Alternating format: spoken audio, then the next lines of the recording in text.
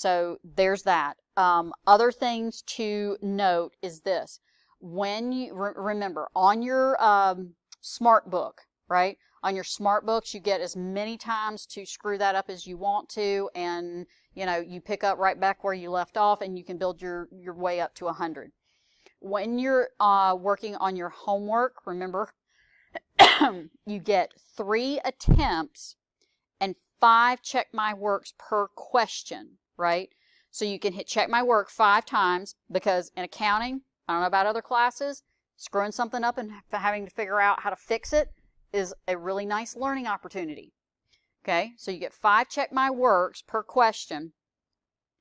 And if you run out of check my works and everything, just move down to the next question. Okay, hit submit, right? And then when you go back in for a second attempt, remember that all your work is there. Okay, so that's another thing to also note, is that once you key something in to Connect, it saves it. Okay, I have had students email me in a mad panic that it's like, oh my God, something just happened and I lost all my work. No, you didn't. You're fine. Okay, it saves it immediately, and you can pick right up where you left off. Now, once you, again, in your homework, when you hit submit, it resets your check my works. So you get, basically, if you need them, you get 15 check my works per question in the homework. Okay, and you are just basically in the second attempt and the third attempt, you're going back in and you're just starting right where you left off. Okay. Now just remember though, let me think here for a second. We don't do quizzes in here. We don't do quizzes, but remember that on your exams, right, that's a one and done. So all I'm saying is before you sit down and you open that exam, you better be sure you do not do it in the middle of a thunderstorm and all that kind of craziness, so that, you know, your lights don't blink and you accidentally lose Wi-Fi and all that kind of stuff. But let me just say, though, that again, especially in like an exam type situation, if by chance something happened and your lights blinked and you lost your internet, just realize that the timer is still running, but as soon as your Wi-Fi comes back up, you should be able to log back into Connect and get back to the exam and everything just as quick as you can. Okay, so that shouldn't be a problem. All right. Now, other things to note on kind of how all of this is working in this spreadsheet. So just realize over here on the right-hand side, you can't really see it all that well down here at the bottom. But so what we've been working on is keying everything into this foundation. Now, afterwards, you've got the solution sitting right next to it. So if you're something squirrely going on with yours and you're trying to figure out what's wrong with it, then you can go over here to the next tab and you can take a look at the solution to the question. Okay? All right, so then the next thing that we're going to work on is the little coffee shop. All right, so if we come over here to, hello. If we come over to Connect, all right,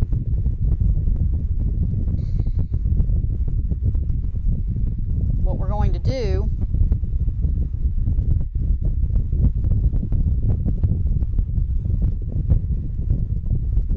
is we're going to open up this guided practice. Okay. Oh, it's timed me out. Hang on. All right, so if you're over here, remember, in Connect. So again, remember, to get to Connect, you can click on any assignment. Just, again, don't do like a quiz or an exam or something crazy like that, because that's once you go into it, you're done. But if you go into, homeworks are usually the best ones to do that with, because you get to a screen where you can, on the left-hand side, you'll be able to click on the assignment and start the assignment. Over on the right-hand side, it'll give you the option to click on the ebook, or it will say, help me out here, go it'll say something like go to home page or course home or something like that over on the right hand side, which would get you to this folder, right? And then all I'm going to do is I'm going to go into the guided examples. Okay, so there's 4 questions in the guided examples. So I'm going to go back to the instructor view.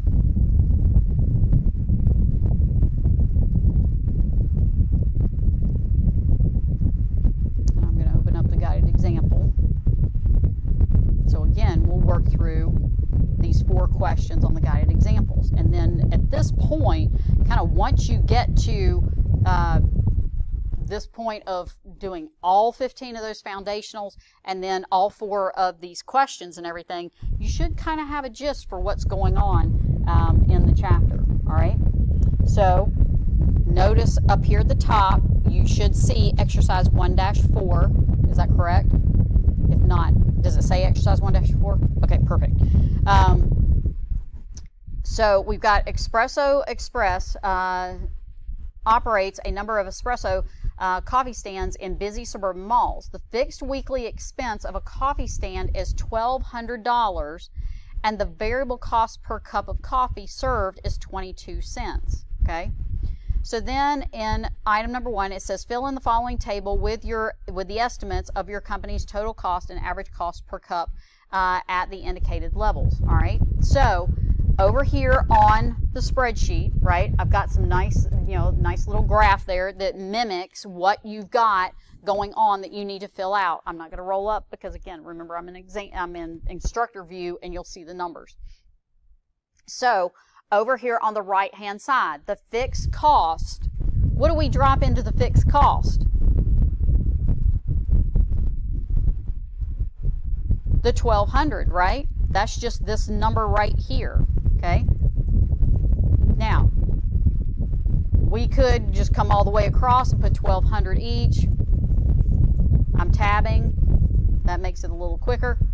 Okay, then we've got the variable cost. Okay, now on the variable cost, now we're looking at how much is each one of those cups of coffee costing us. Well, the variable cost per cup is 22 cents.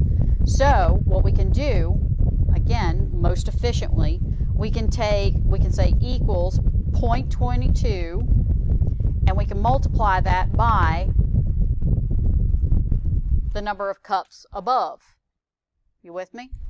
Now, when we hit enter, we can come over here and we can just stretch that across to get our variable cost. Okay? And then just to get our total cost, again, when we're totaling a column of something, sum is best practices, just so that if you end up adding some additional items to it, it will automatically adjust. Easy enough? Okay. All right. Then they're asking for the average cost per cup of coffee served. Well, if we're looking for the average cost per cup of coffee served, now we're trying to figure out how much is that total cost going to be. So we simply take, there we go, our total cost and divide it by the number of cups sold. So again, other things to notice here is that when I'm pointing to different things, right, the more numbers that or more cell references that we add to our Excel spreadsheet, notice that the color within the formula actually coincides with the color of the boxes above. Okay, so I can hit equal sign or the enter key, and I can copy across, and now how easy was that? Other than just doing that, just grinding it out again and again and again. Okay. So then they ask, does the average cost per cup of coffee served increase, decrease, or remain the same as the number of cups of coffee served in a week increase? So as the number of cups of coffee increases, our average cost per cup of coffee increases or decreases or stays the same? It decreases, right? Because now we are spreading that fixed cost across more cups of coffee. Okay? So there you go.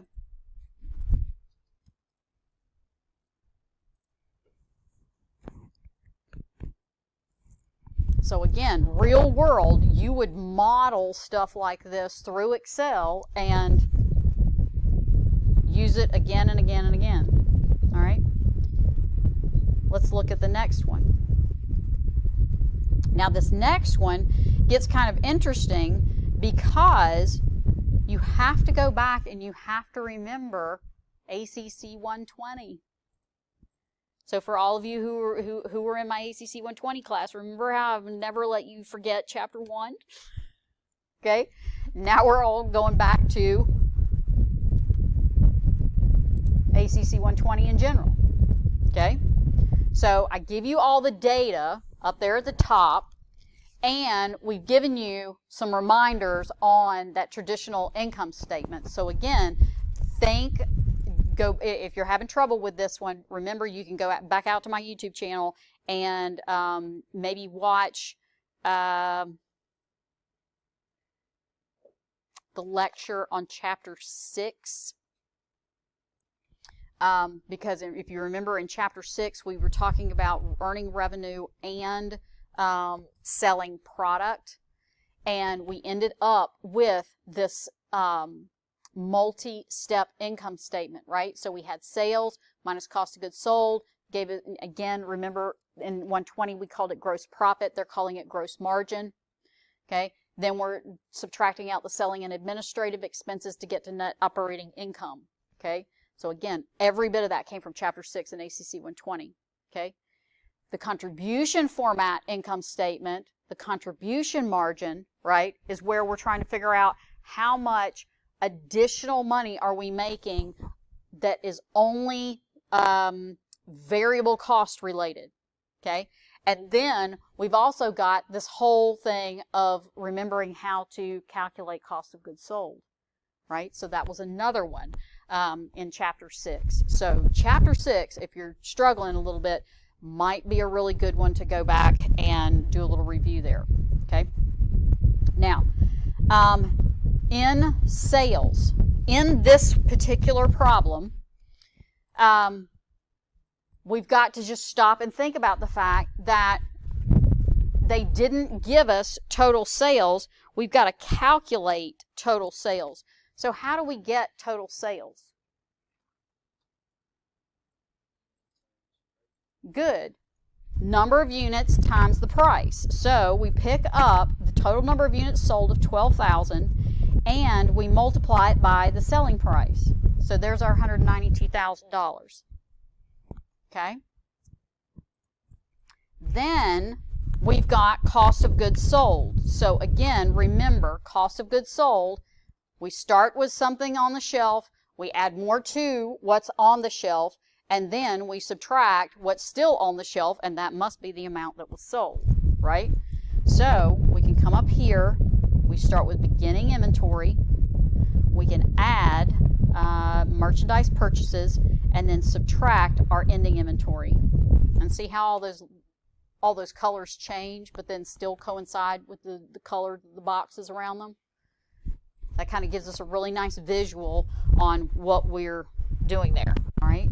So there's $79,000 in cost of goods sold, okay? Gross margin, just hit the equal sign, and it's simply sales minus cost of goods sold, gives us our 113.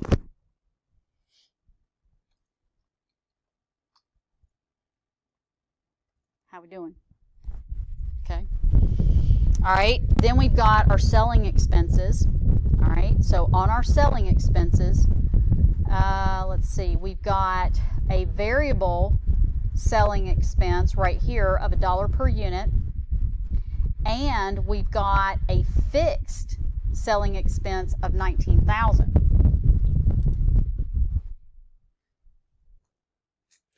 So what do you think?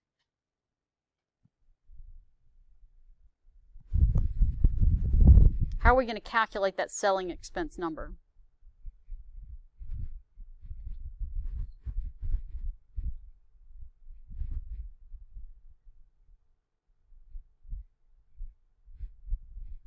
We haven't seen this formula before.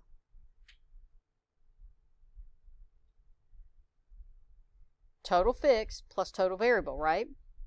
Because we got two different versions of this type of expense, or it's all selling expense, but the behavior of the selling expense, part of it's fixed, part of it's variable.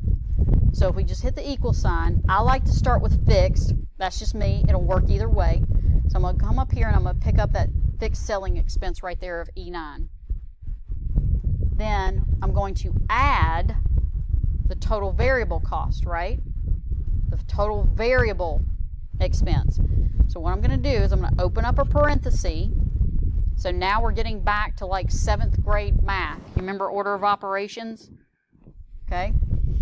And we're going to pick up the total number of units sold times that variable selling expense per unit.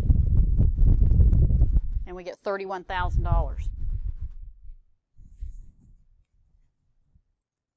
All right. Same thing on the administrative side. On the administrative side, right, we've got $1 per unit, and we've got $14,000 in fixed. So again, from that administrative, pick up the fixed expense, then add, open parentheses, number of units times the per unit cost. And there's our other $26,000. Okay. If we want to total that, again, sum, but I'm just going to come over here and pick up those two cells. And net operating income, hit the equal sign, pick up the gross margin minus the net operating.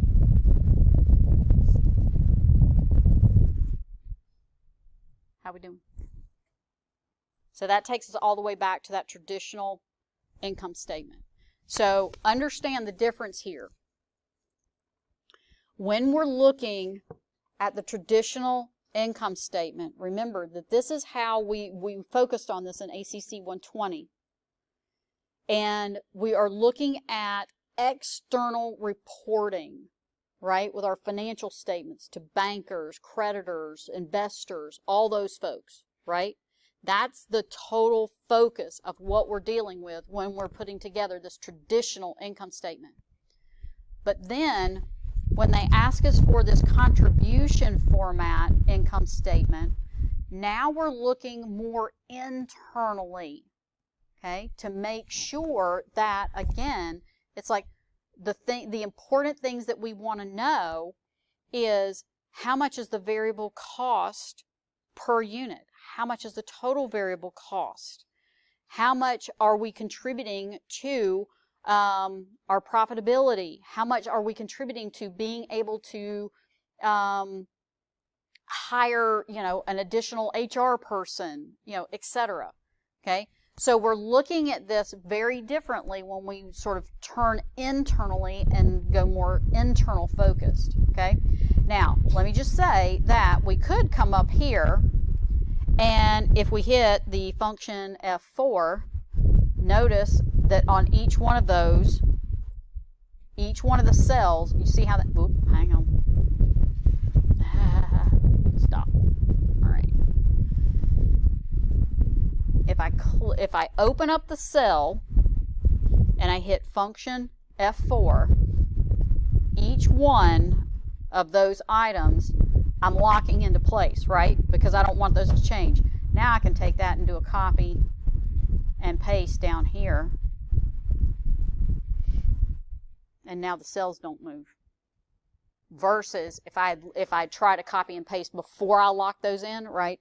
All the row references would have shifted down and have really messed that up. Okay? All right. Then our cost of goods sold. Now our cost of goods sold doesn't change. That's still the same. So again, we could come back up here, you know, and we could do a function F4, function F4, function F4, enter, and now we can copy and now we can copy and paste that down to here, because we locked everything into place before we moved it. Okay. So again, think about cost of goods sold. Cost of goods sold is going to be direct labor and direct materials. You with me? We sort of looked at that relationship in those foundational exercises. We just didn't call it cost of goods sold. Okay? All right. Then we need the variable selling expenses. Okay? So again, the variable selling expenses, there is our per unit at $1 per unit. So we're going to pick up the number of units times that variable expense per unit. So again, we just pick up units.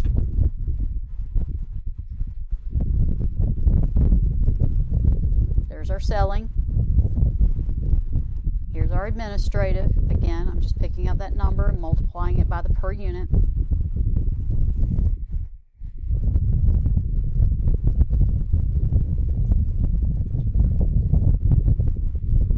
All right. Total variable expenses. I'm just hitting the equal and summing them together. We got 103,000. So again, remember, this 103,000, that's total variable cost. You with me? Here, total variable expense.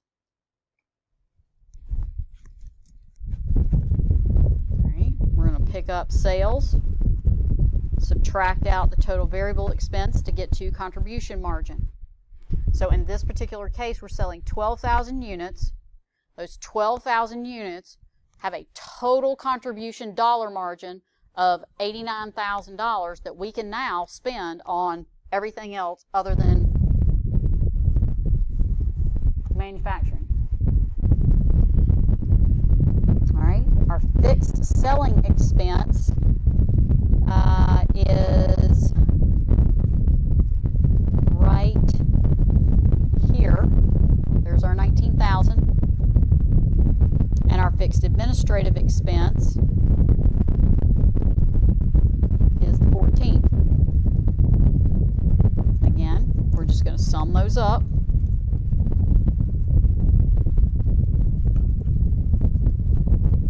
And our net operating income is just simply going to be the contribution margin minus the total fixed. So we get 56,000. For our net operating income. How are we doing?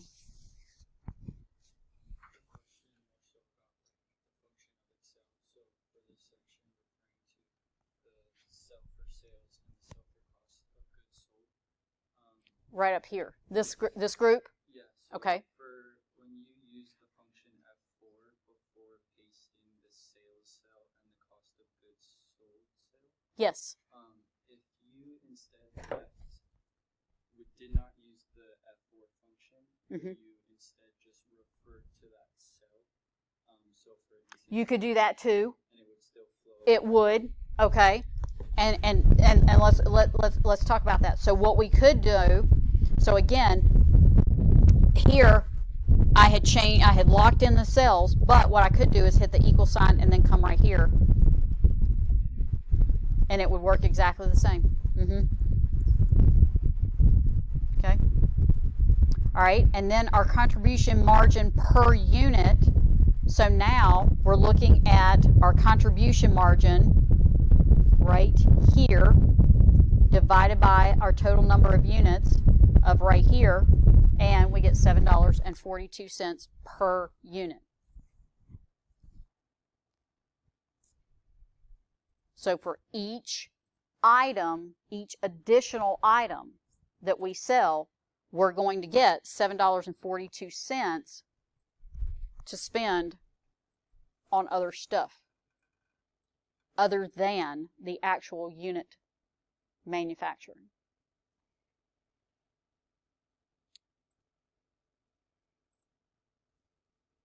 Right.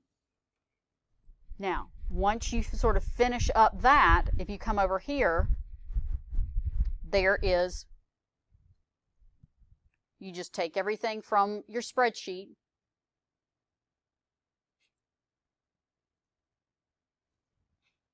whoa, did it change my numbers?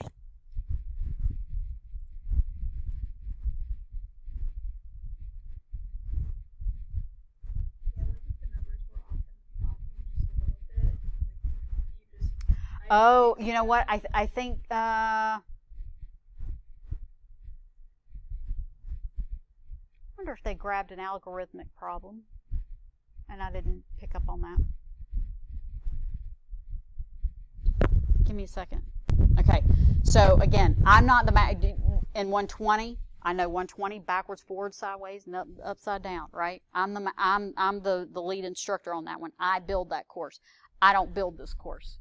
Okay, so what they did here is, see, on practice, just depending on what they're thinking, is if you want to practice this multiple times, you can. The only difference is that those numbers just change a little bit. And if you have put together your spreadsheet appropriately, it doesn't matter what the numbers change to, right? Because if I come over here to the 1-6, see? Now it's changed it again. You notice that? So now my data has changed yet again, but all I have to do is come over here and put in 11,000, 15, 1, 1, 20, 13, 9, 24, and 86. And now, there you go. Hence the reason for Excel. You just update your data at the top. But again, but if you had just simply plugged in the numbers and not referenced the cells up at the top, and then your numbers changed, now you got to completely go back and completely redo the problem. Yes. Do what? Yes.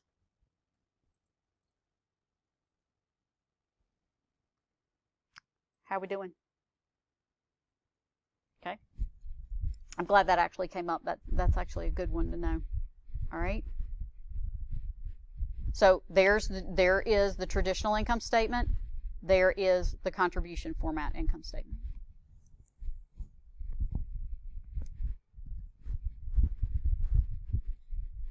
All right. Let's skip over to question 3. All right, so again, this one could be a little bit different, all right, but we're still at Alpine House, so let's work on this one, getting our data updated first. So again, we know it's an algorithmic, so we've got 840. Actually, I take that back. Let's do it with the old data first. So then again, they're asking for the traditional income statement, just like they did before. Then they're also asking for a contribution format income statement. The only difference is on this one is they actually calculate the sales number for you. So it really shouldn't be that difficult, right?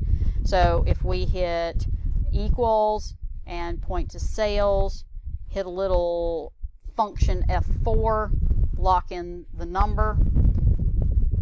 If you want to, let's just attack this one differently. We can hit the equal sign, come up here, grab that one. We can, on our cost of goods sold, we're going to start with our beginning inventory, add our purchases, and subtract out our ending inventory. We can plug that in, and again, We don't have to necessarily redo it again. We could point to that one.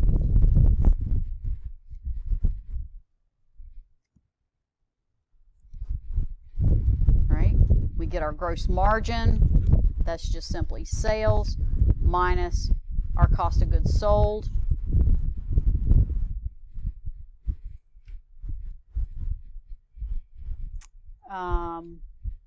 Let's see. Then we're going to pick up our selling expense.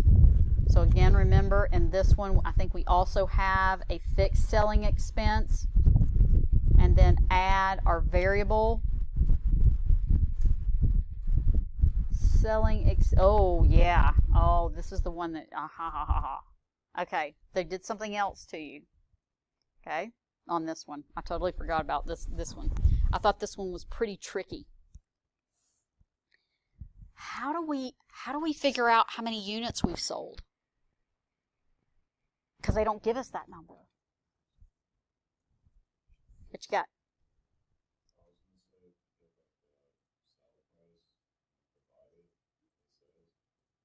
Okay. Well, let's flip it.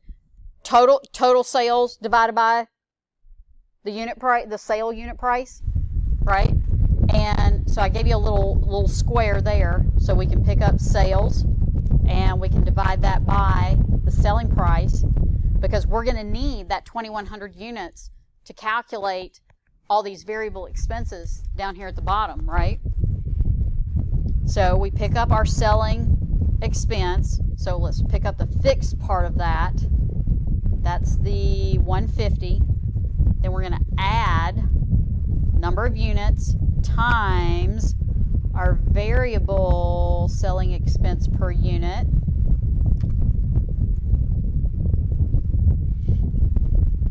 Then our administrative expense, let's pick up our fixed piece first.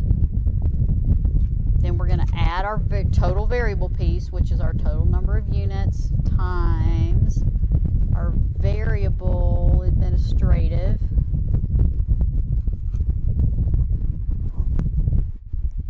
How we doing?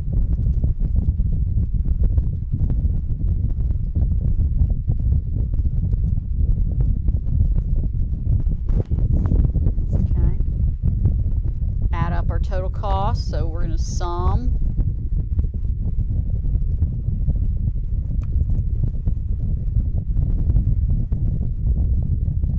our net operating income is simply going to be that gross margin minus the total expenses.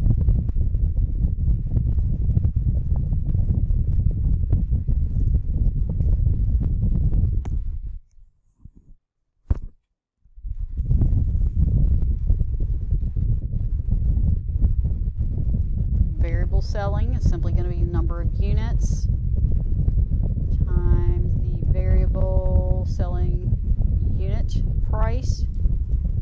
Our variable administrative is number of units times variable administrative.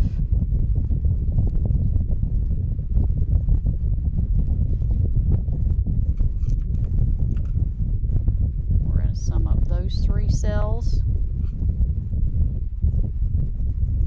Going to calculate that contribution margin.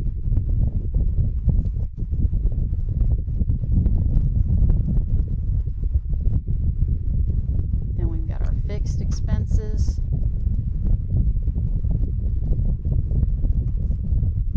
And our fixed administrative.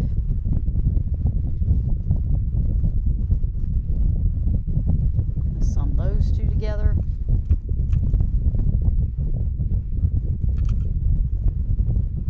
And then calculate our net operating income. So we're just picking up our contribution margin minus our fixed. And then same thing here on our contribution margin per unit. Just point to your contribution margin and divide that by the total number of units.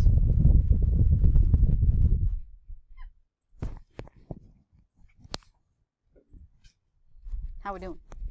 Just occurred to me, it's like, how hard is it to see those numbers back here? Whew! I'll make those bigger. Boy, y'all are Excel just tolerate anything, won't you? Better? A little better? There we go.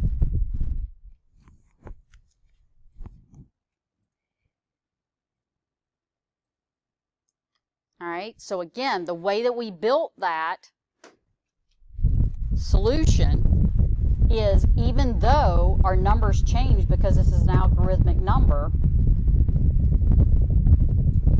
by the way, when you get those little pound symbols, all that means is that the number is too big to put into the size of that cell. So all I did was I just came up here and made the column wider. Okay, so now all we have to do is 840, 420, 46, 19, 150, then it goes to 110, 65,000, 115, and 315. Check that out. Immediate update.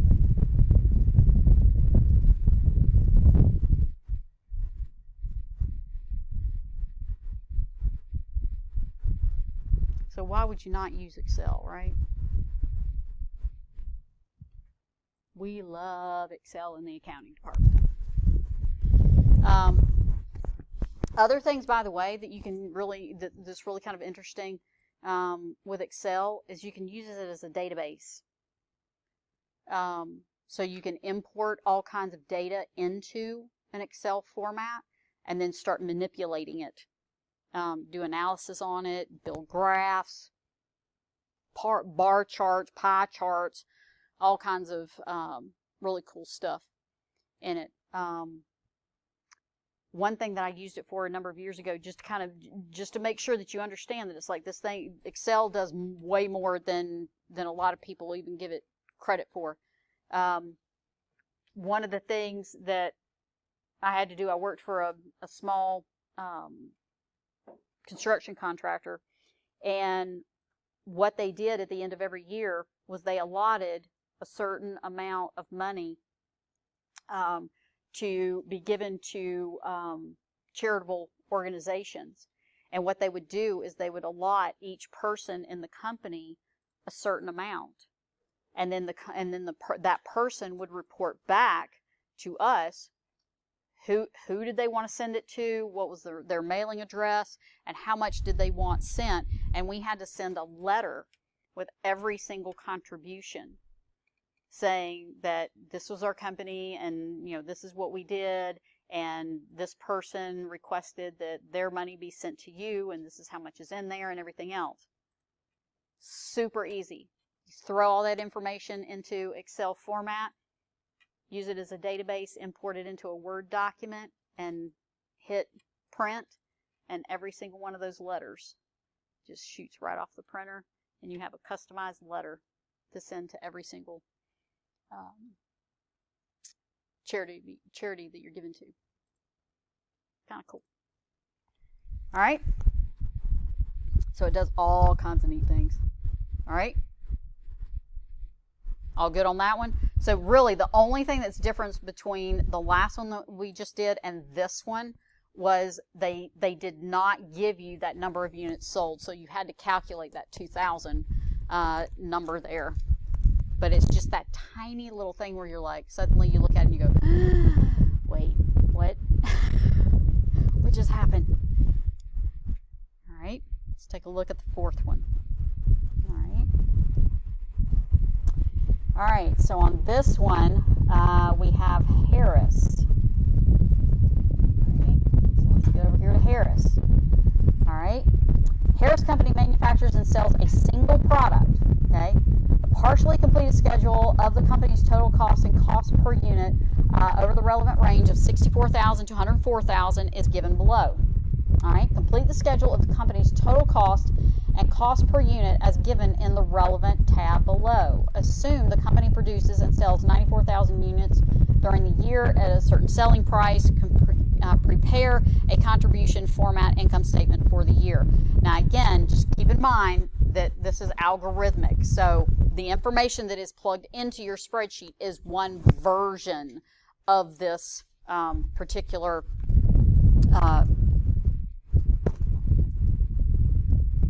question. Okay? Now, this one gets a little bit tricky, only in that you're going to have to kind of back up and think, okay, how would I get that number? All right? So here's the variable cost. Now, so they give you the original total variable cost. How can I use that information right there to get the total variable cost for the other two production levels?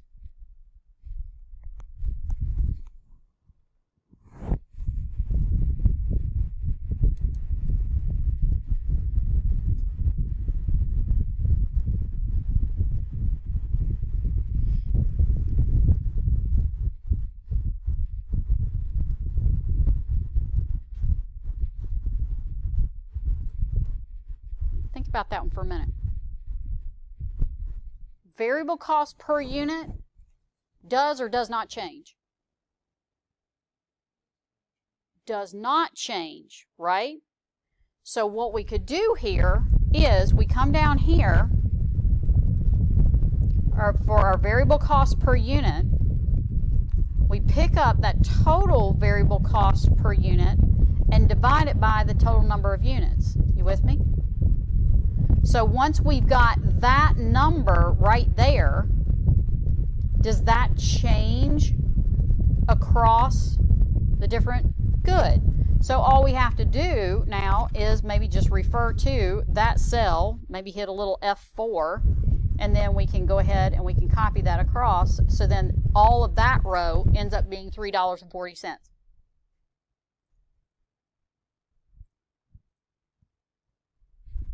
All right, so now to get total variable cost, now all we have to do is take the per unit times the production, right?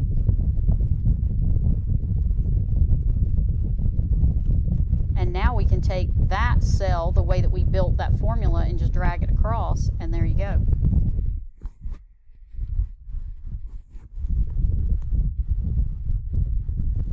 How we doing?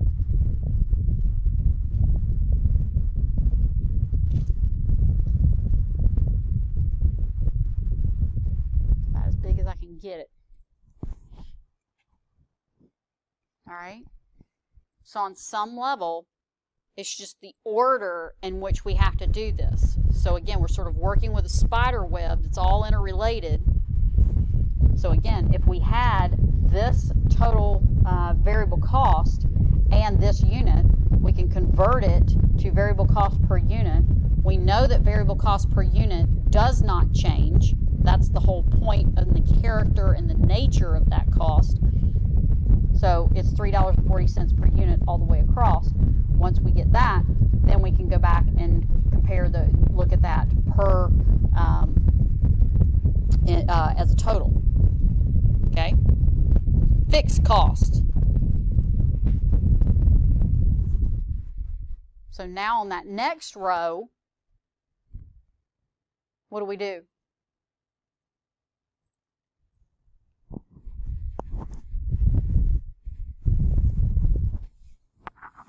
Do total fixed costs change or not change?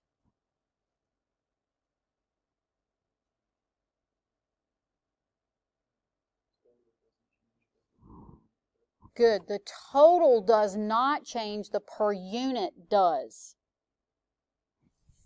So all we have to do on this second row is just refer back to that cell, give it a little F4, lock it in. Oop, hang on.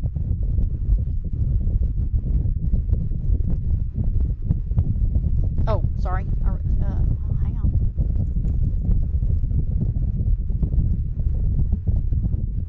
Okay, this is bizarre. My computer does not want to click on that cell.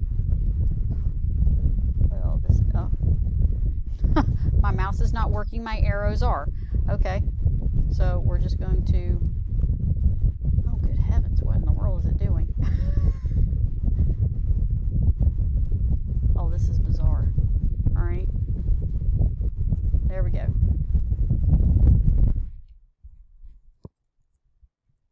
My computer may be doing some funky stuff that I may not be able to recover from. All right, and then on our, oh, I think my mouse pointer is off. My calibration's off. All right, so then I'm going to pick up, to get to total cost, I'm just simply going to add the 2 cells above. Okay. Now I did it that way only because my mouse is getting funky. You should be doing a equal sum and highlighting the cells above. Then I can do a, man, it is really, well, this is fun. Improvise, adapt, overcome, right? All right, so there you go. So there's your totals. I'm really crossing my fingers that I'm going to be able to get through this. All right, now, down here under our fixed cost per unit, now we're going to take the total fixed cost and we're going to divide it by our units, right? Now, normally, I would just copy that across. Let's see if it'll allow me to do that. Ugh, wow, my mouse is like, mouse pad is freaking out. Nope. I don't know what's happened. All right. So we need our fixed divided by our number of units.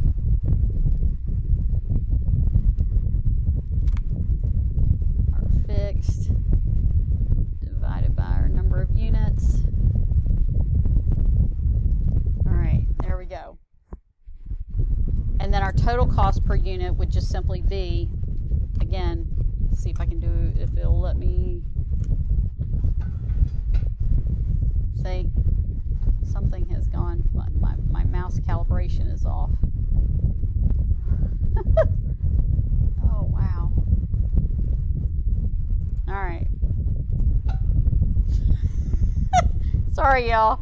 All right, but you get where I'm going there. I was like, I think I'm just confusing the whole thing, right? We're just going to do a little equal sum, highlight the 2 cells above, and you should get $8.18, $7.11, and $6.43 across that row. Okay?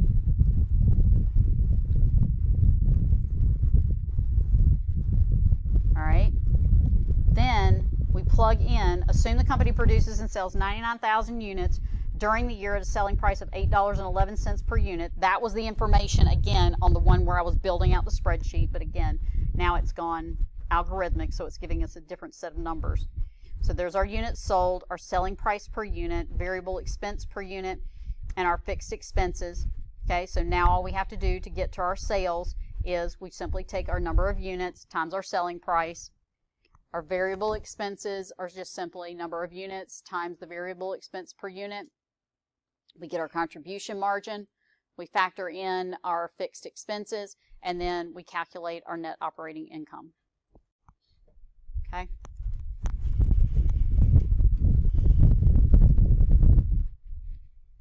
All right. How we doing? So again, don't get all twisted up in the details of the numbers. A big part of what's happening here is we need to be able to calculate the number, but we need to be able to step back from the number and say, is that reasonable? Does that function properly?